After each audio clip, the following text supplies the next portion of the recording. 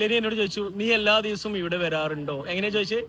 U come here every day. Yes, you come here every day എന്നാണ്. എനിക്ക് കേട്ടപ്പോ മനസ്സിലായി എവറി ഡേ എന്ന് പറഞ്ഞാൽ എല്ലാ ദിവസവും. അപ്പൊ കേട്ടപ്പോ മനസ്സിലായെങ്കിലും ലെനി അതിൽ ചെറിയൊരു മിസ്റ്റേക്ക് ഉണ്ട്. അത് പറയേണ്ടത് എങ്ങനെ അറിയോ?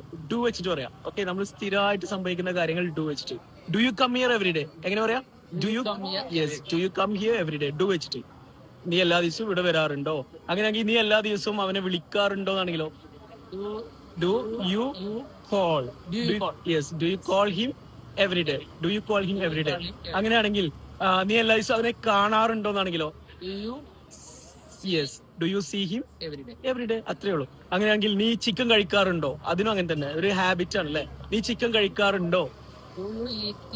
ഈറ്റിംഗ് അല്ല, eat. Do you eat chicken? Okay. അതേപോലെ നീ ജിമ്മിൽ പോവാറുണ്ടോ? Do you go to the gym? കണ്ടോ? അപ്പൊ നമ്മുടെ ശീലങ്ങളെ കുറിച്ചൊക്കെ പറയുമ്പോൾ ജസ്റ്റ് ഡു ചേർക്കുക. മനസ്സിലായോ? ഇനി അവൻ വരുമ്പോ ഡസ് ഉപയോഗിക്കുക. അത് ഞാൻ അടുത്ത വീഡിയോയിൽ പറയാം. അപ്പൊ ഞാൻ പറഞ്ഞു ലെനി ഇംഗ്ലീഷ് പഠിച്ചു തുടങ്ങുന്ന ആളാണ്. അപ്പൊ നിങ്ങളും ഇംഗ്ലീഷ് പഠിച്ചു തുടങ്ങുന്ന ആളാണെങ്കിൽ ഇതുപോലെ ഒരു കുട്ടിയെ പഠിപ്പിക്കുന്ന പോലെ ഒരുപാട് കാര്യങ്ങൾ ഞങ്ങൾ നിങ്ങളെ ഓൺലൈനായിട്ട് പഠിപ്പിക്കാം. നല്ല റിസൾട്ട് ആണ്. വളരെ ചെറിയ ഫീ ആണ്. പുതിയ ബാച്ച് ഉടനെ സ്റ്റാർട്ട് ചെയ്യുന്നുണ്ട്. ബയോയിൽ വാട്സ്ആപ്പ് ലിങ്ക് ഉണ്ട്. Thank you.